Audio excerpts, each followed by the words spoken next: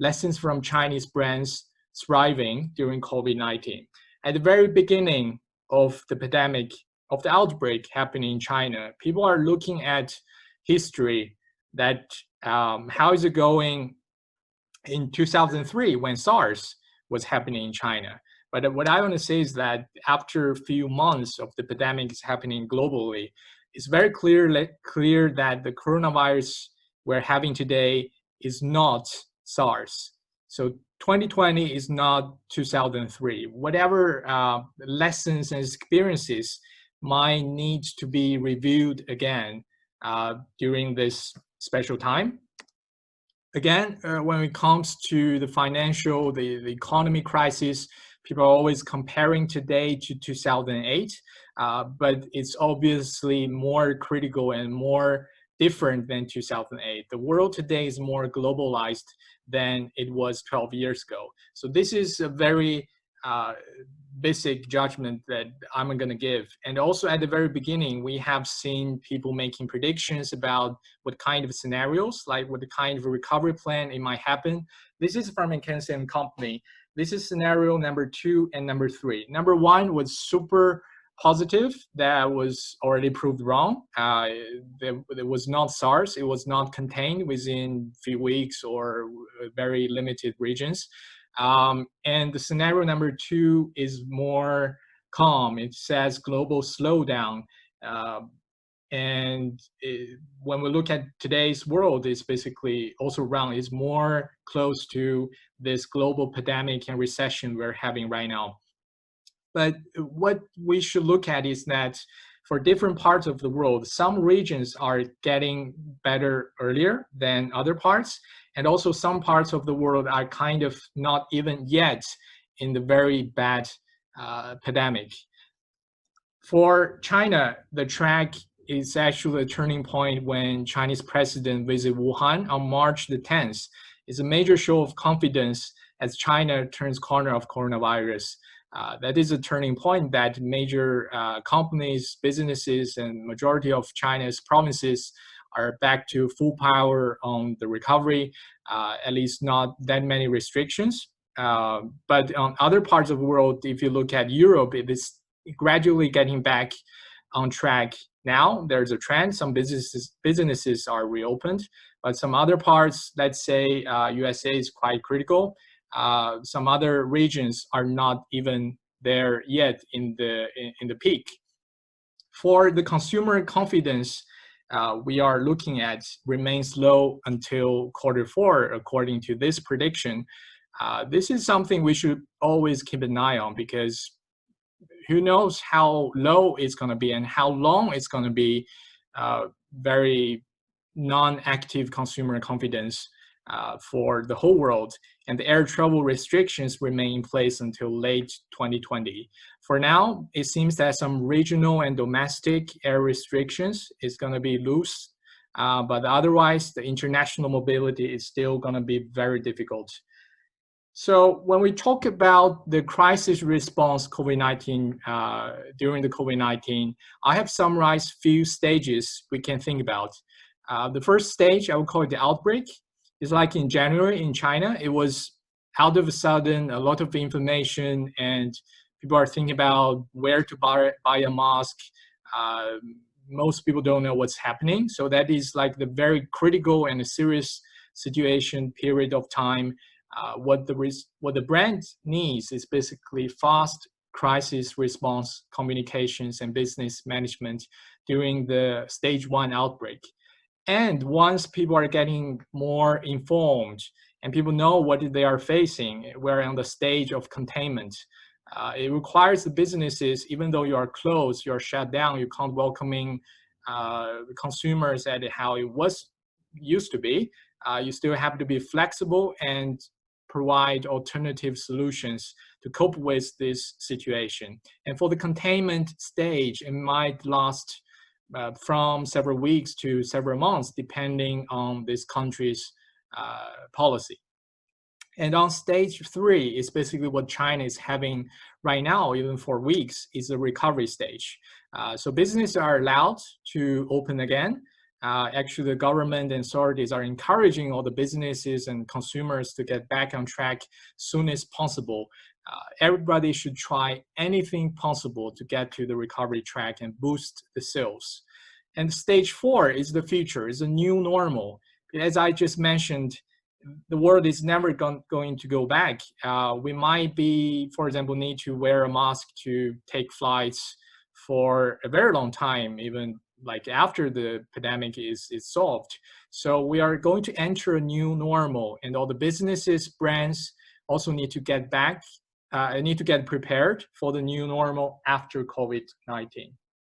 To start with the outbreak, so what brands should do when it happens? I will not waste too much time here because the outbreak in most parts of the world is finished. Or it is at least being controlled and contained. So people know what is going on, and there are already a lot of responses and solutions and the suggestions happening. At least in China, the rule number 1, I would say, is survive.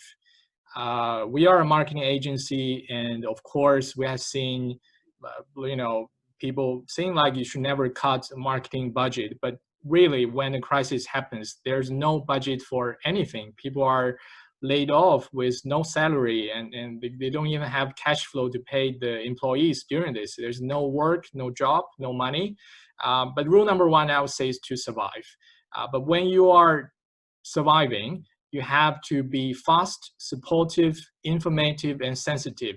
These are some very quick examples on some companies and brands and businesses are giving donations, either on food products, medical equipments, or cash to hospitals, to local authorities, just to show the supportive and informative as a business responsibilities. Here are some statistics to show that when the outbreak happens, what will happen to the consumer side. And these are calculating from January the 14th to February the 4th. As you see, the traditional fresh food e-commerce apps has increased because people are staying at home. They want the home delivery fresh food. The mini program also, e-commerce mini programs also increase. There's a peak when people are panic purchasing face mask. The tourist services and travel services like map, booking flights, train tickets, or OTA sites, they're basically dropping down as long as people are returning tickets. But when that part is over, there's nobody care about these apps and platforms at all. And then when people's panic, when these kind of returning tickets and canceling are done, we are entering the stage called containment. As I said, it might last pretty long depending on this region, this local government's policy. But during the containment, when people are social distancing, when people are working from home, when people are not able to party, to eat, as how it was to be, how it used to be, there's a growth in online media and platforms, including the digital video platforms, short video apps like TikTok, TV ads. There's an increase of TV consumption, TV viewing during the pandemic compared to the previous time. So anything online will be basically trendy, and there's a decline in offline media, of course. Here's from Canada statistics that the category with demand decreased during the epidemic, including anything out of home or outdoor, traveling, even hairdressing or fitness, clothing, shopping and retail, medical, beauty or luxury, anything not essentially needed during the pandemic is basically decreasing the demand. And what is increasing due to the epidemic? Of course, there are epidemic prevention products, there's medicine, people are buying a lot of things, or even hoarding a lot of things. And food and beverage, especially fresh food in China, are being really popular. That different companies and apps are trying to win this market by home delivery fresh foods. So we have seen that a lot of industries, consumer demands has been heavily affected due to COVID-19. I'll give you a brainstorm, like thinking about you're running a gym, a cinema, a hotel, like a travel industry. How would you respond during the containment when most of your businesses, most of your shops, hotels, gyms are shut down? Would you be flexible enough and innovative enough to think about the solution to cope with the special crisis? Here are some cases in China just for reference. It doesn't matter that even if you are not doing business in China, you are doing business locally in other parts of the world. Here are a reference for your local business, because why, if it happens and works in China, why not? You can utilize it locally outside China. So here's a gym example. That SuperMonkey is an online training classes platform, which has been really popular in the major first-tier cities in China. And they have turned into live stream gym training to encourage people to keep following their sessions and do trainings online in their living room, in their bedroom. It works at the very beginning. You have to offer a lot of free sessions, free trainings. You arrange your gym instructors to do live stream online. But right now, when the gym is reopened here, at least in Shanghai, they are still selling this with a fee. So you can actually sell these kind of live stream sessions as a product, and they are bringing cash flow for the gym and for the group training platforms. So it is a good example that you have a crisis response during the epidemic. It was basically you're forced to do so, but afterwards it turns into an opportunity that you can have a new product line to sell. Here is how cinemas are still closed in China. It is a disaster for the cinema industry.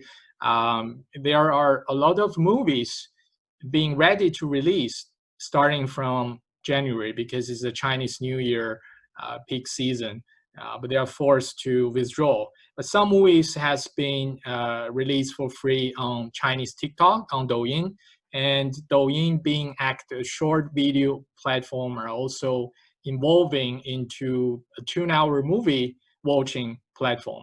Of course, this is a special case when the platform is willing to pay to buy this movie and share it with all the viewers. But it is like an innovative idea that if the movie can't be streamed in traditional cinemas, then turn online. It is one solution, even though you are forced to do so. Here is Flickies virtual traveling. Traveling here in China is basically only happening in domestic part.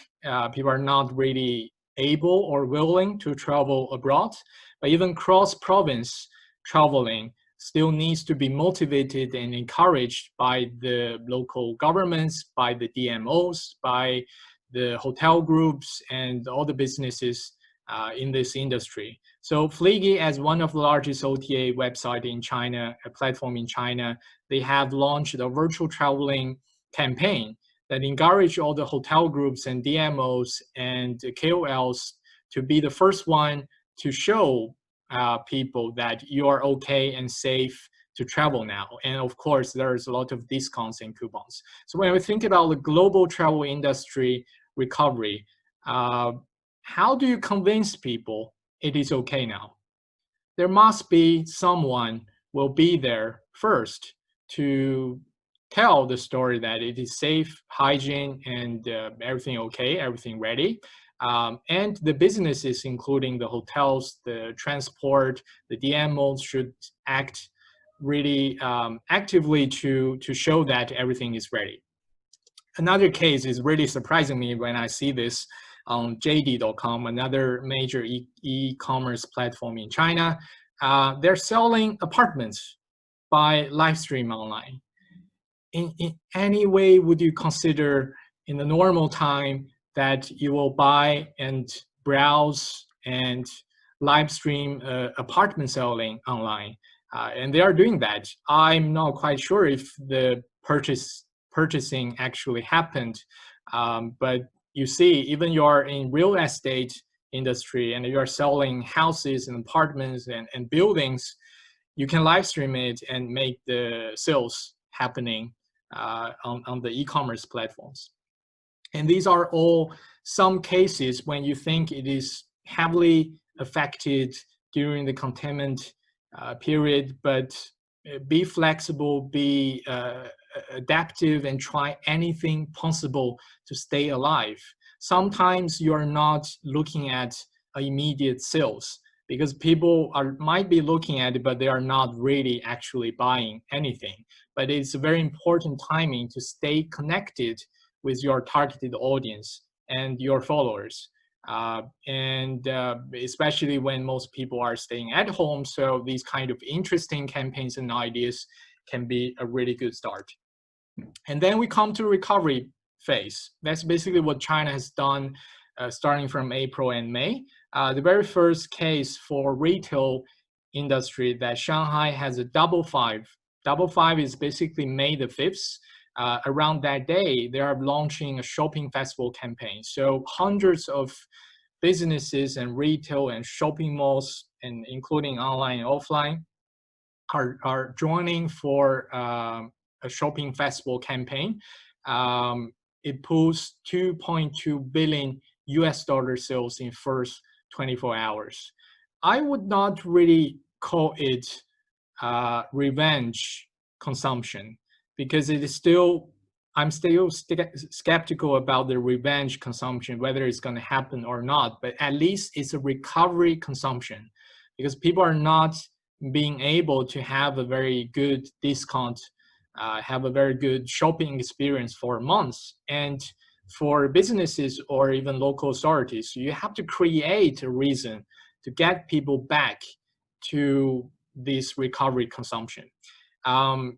Look at this picture, number 2, C-Trip Group Chairman Liang Jianzhang giving a live stream. This is history, like a very old-fashioned history figure and costume, because he's promoting a very, historical site in South China. So a chairman, as the second largest OTA in the world, the largest in China, is cosplaying to live stream, to sell, to boost the sales, to do anything possible to win the cash flow back. Let's say other parts of the world, will your chairman or the decision makers are willing to do anything to respond to this crisis? Because, as I said, this is not 2008. You have to think about anything available and anybody available on the list in order to make the buzz. Because standing out after the recovery, after the pandemic is over, when everybody's trying, it's going to be really difficult. So creating the buzz and standing out and win the sales is going to be crucial, important. The third one, it is a maximum sales and cash flow.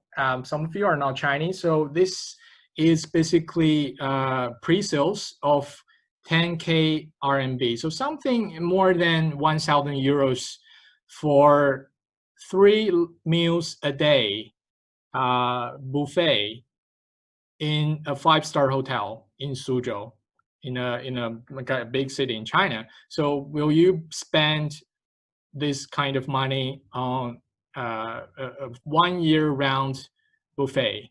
This is something I've never seen. Probably for the 5-star hotels, they have never sell anything like this previously. But I can see that how desperate they need the cash flow back, and how flexible and how hard they are trying to have more consumers and customers for their products.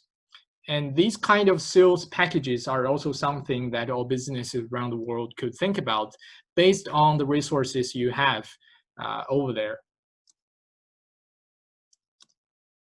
For the new normal, as I said in the post-pandemic.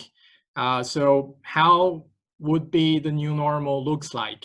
My uh, my judgment is that we are not even there yet. So we are still far away from the new normal. We are not getting stabilized. The world is still facing uncertainty, and a lot of things are unpredictable. So prepare several alternatives for the new normal. Even though you have 5 solutions getting prepared and 4 of them didn't work out, but at least that one, you are prepared. So this preparation is so important.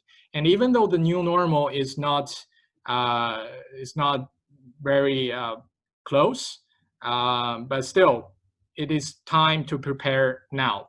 And few suggestions on marketing and branding professionals when we are facing this time.